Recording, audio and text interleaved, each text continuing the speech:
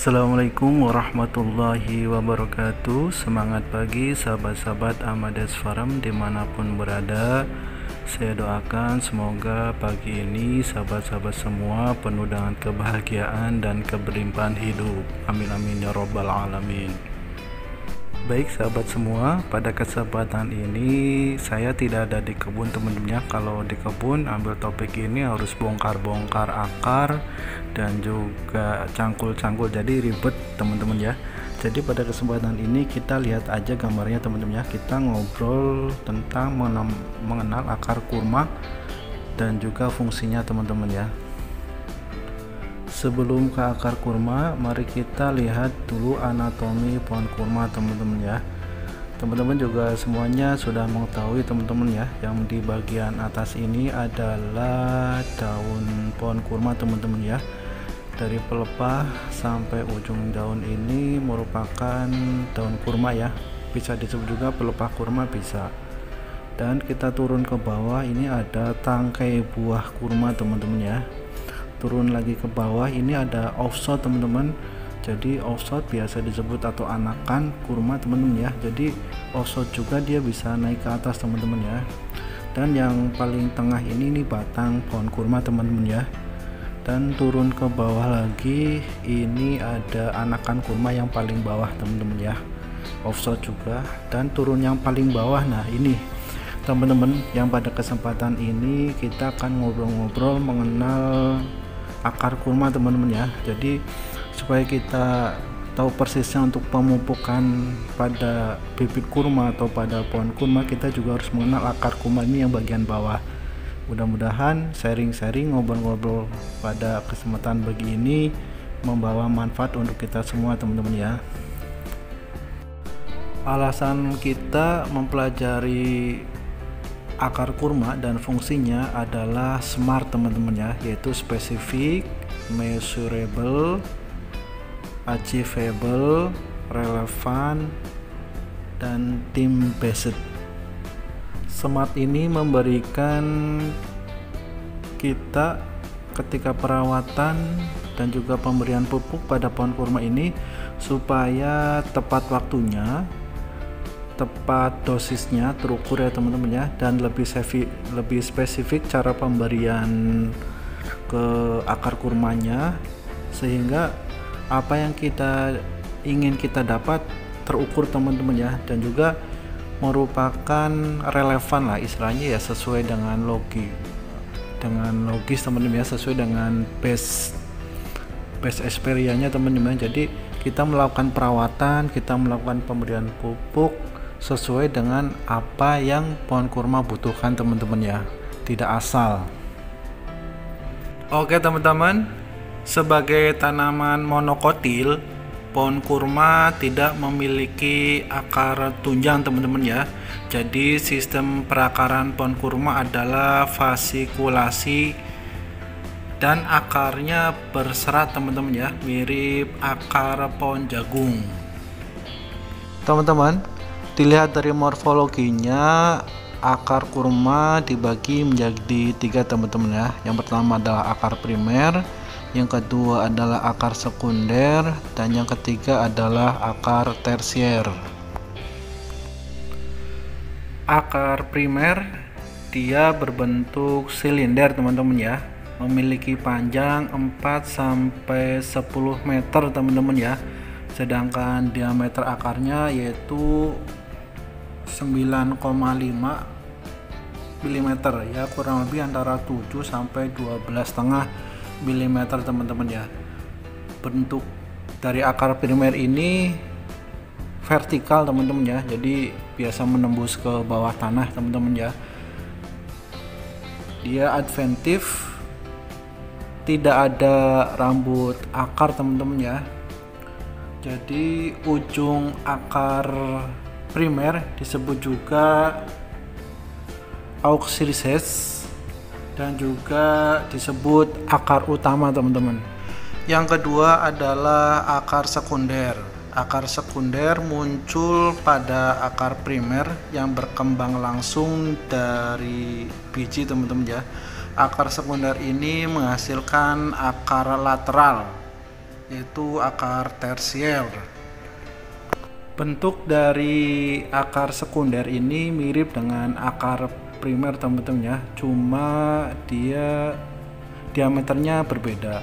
Kalau diameter dari akar sekunder yaitu 3,5 mm, sedangkan panjangnya bisa mencapai 0,2 sampai 0,25 dan disebut juga akar mesorisis atau akar pertengahan teman-teman. Dan yang ketiga adalah akar tersier teman-teman, dimana akar tersier ini tumbuh dari akar sekunder teman-teman ya. Jadi bentuknya juga mirip akar sekunder, cuma diameternya dia 0,3 sampai 1 mm, sedangkan panjangnya bisa mencapai 0,02 sampai 0,1 meter. Dan pertumbuhan akar tersier ini rendah teman-teman ya, tidak bakalan dalam seperti akar primer. Dan juga karena panjangnya pendek, akan tetapi akar tersier ini memiliki jumlah yang berlimpah teman-teman ya.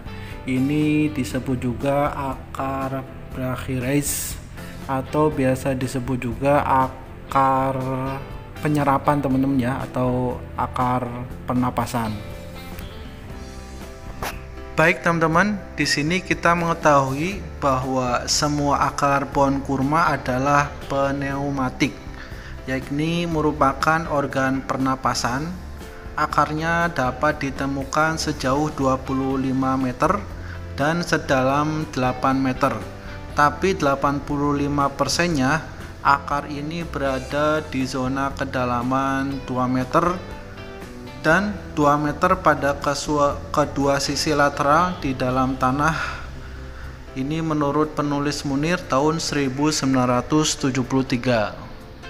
Dan akar kurma juga teman-teman, dia bisa bertahan di tanah yang lembab teman-teman ya selama berbulan-bulan. Tetapi kalau dia periodenya tanahnya lembab terus dalam jangka waktu yang sangat lama, ini bisa merusak kualitas akar teman-teman ya, dan juga bisa merusak produksi buah dari pohon kurma itu. Oke, baik teman-teman, bagian inilah adalah bagian yang paling penting, di mana kita akan mengenal zona pada akar pohon kurma, di mana zona-zona ini memiliki peranan penting ketika kita melakukan pemupukan pada pohon kurma. Dan bila kita akan melakukan pemupukan secara vegetatif, bahkan kita melakukan pemupukan generatif agar pohon kurma cepat berbuah, maka kita harus paham akan zona-zona pada akar pohon kurma ini. Jadi dengan kita memahami zona akar pohon kurma ini, kita akan tahu pemupukan yang paling bagus itu di zona berapa dan di daerah berapa dan pada kedalaman berapa. Maka langsung aja kita simak ya teman-teman ya. Baik teman-teman lihat pada gambar ini teman-teman ya. Ini ada gambar zona 1. Zona 1 ini dinamakan zona pernapasan atau disebut zona respiratori teman-teman ya. Jadi akar ini berada di dekat sekitar dasar pohon kurma teman-teman ya. Jadi akarnya berada di bawah bonggol kurma dengan kedalaman kurang lebih 25 cm teman-teman ya, dan distribusi lateral maksimal setengah meter dari sekitar bonggol. Pada zona ini ditemukan akar primer dan juga akar sekunder. Jadi sebagian besar akar ini memiliki gastrotropisme negatif sehingga memiliki peran pernapasan, sehingga kalau teman-teman memberikan pupuk di sekitar zona bonggol ini, di sekitar zona 1 ini tidak tepat teman-teman ya, karena fungsi dari zona 1 ini merupakan akar pernapasan teman-teman. Baik teman-teman, kita lanjut di zona kedua teman-teman ya. Teman-teman bisa lihat di gambar, zona 2 ini merupakan zona nutrisi teman-teman ya. Jadi merupakan zona yang besar dan mengandung proporsi akar primer dan sekunder tertinggi. Pada zona ini dapat berisi 1000 akar per meter persegi dan lebih dari 1,60 gm akar per 100 gm tanah. Akar-akar berkembang di antara kedalaman 0,90 dan 1,5 meter dan secara lateral dapat ditemukan di luar proyeksi kanopi pohon. Jadi bisa ditemukan sampai ya sepanjang pelepah pohon lah teman-teman ya. Untuk pohon kurma varietas Deglet Nur ini akar lateralnya ditemukan sampai 10,5 meter dari bonggol teman-teman ya. Jadi tunas yang baru ditanam mengembangkan akar mereka di zona 2 lalu ke zona 3 yang nanti akan dibahas, dan pada usia 1 tahun akar pohon kurma ini bisa mencapai 1 meter ke samping teman-teman ya, sedangkan kedalamannya bisa sampai 3 meter. Ini usia 1 tahun teman-teman ya, dan di tahun kedua perpanjangan akarnya lebih panjang lagi. Jadi teman-teman, kalau teman-teman sudah mengenal zona 2 ini, maka teman-teman sudah bisa memahami daerah mana yang akan dijadikan tempat pemupukan paling bagus teman-teman ya, karena pemupukan di zona 2 ini nutrisinya akan diserap baik oleh tanaman pohon kurma. Apabila tanaman pohon kurma sudah masuk fase generatif, dikasih pohon untuk perangsangan bunga, maka ini adalah tempat yang paling bagus untuk dilakukan pemupukan agar pohon kurma cepat berbuah teman-teman ya. Jadi ini adalah zona-zona yang benar-benar dibutuhkan dalam pemberian pupuk. Baik teman-teman, kita lanjut ke zona ketiga, di mana zona 3 merupakan zona yang paling ujung bagian bawah teman-teman ya. Jadi teman-teman bisa lihat pada gambar ini. Jadi zona 3 merupakan zona menembus ke bawah teman-teman ya, di mana zona ketiga dinamakan zona penyerapan. Pentingnya zona ini bergantung pada jenis kultur dan kedalaman air bawah tanah teman-teman ya. Biasanya ditemukan pada kedalaman 1,5 sampai 1,8 meter, sedangkan sebagian besarnya adalah akar primer teman-teman ya, dengan kerapatan menurun dari atas ke bawah ditemukan di sini teman-teman ya. Kepadatan zona ini lebih rendah dari zona 1, hanya sekitar 200 akaran teman-teman ya yang ditemukan per meter persegi.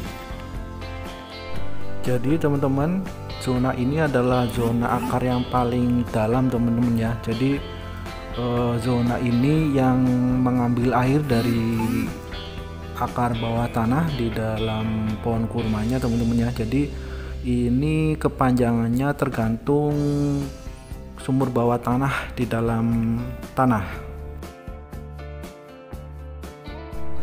Oke, baik teman-teman, jadi kita dapat mengambil kesimpulan teman-teman ya. Jadi kita mengetahui dan memahami akar pohon kurma sehingga kita dapat bisa melakukan perawatan pohon kurma dengan cara pemupukan teman-teman ya. Jadi kita mengetahui akar-akar mana yang fungsinya untuk pernapasan, untuk penyerapan nutrisi, dan untuk penyerapan air teman-teman ya. Untuk zona 1 dia berada di kedalaman 25 cm dan juga memiliki diameter 1 meter teman-teman ya. Jadi kalau dihitung dari bonggol, dia setengah meter dari bonggol dengan kedalaman 25 cm itu merupakan zona 1, di mana zona 1 adalah akar pernapasan teman-teman ya, di mana akar ini adalah untuk bernapas, menghirup oksigen, dan untuk mengeluarkan CO2 teman-teman ya. Sedangkan di zona 2 ini merupakan akar penyerapan nutrisi teman-teman ya, akar penyerapan nutrisi ini jaraknya setelah zona 1 tentunya lebih dari antara 30 cm sampai ujung pelepah teman-teman ya, bahkan bisa lebih sedikit dari pelepah teman-teman ya. Jadi kurang lebih panjangnya kalau ya lebih dari 1,5 meter teman-teman ya. Jadi kedalamannya juga 90, kurang lebih 90 cm dari 0,5 sampai 90 meter. Jadi kedalamannya lebih dari 1,3 meter, sedangkan panjangnya ke samping kurang lebih 1,5 meter bahkan lebih. Gimana tergantung struktur dan ya jenis tanahnya yang didiami oleh pohon kurmanya teman-teman.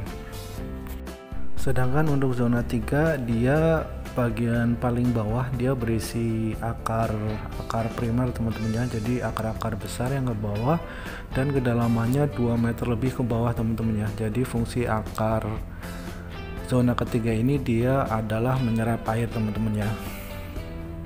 Oke, demikian teman-teman perbincangan pada kesempatan ini tentang topik agar kurma berbuah bagian 1, memahami akar pohon kurma dan fungsinya. Semoga bermanfaat. Apabila banyak manfaatnya semua dari Allah, apabila ada salah dan hilaf dari saya sendiri. Terima kasih sahabat-sahabat Ahmadiyah Forum, semangat pagi. Assalamualaikum warahmatullahi wabarakatuh.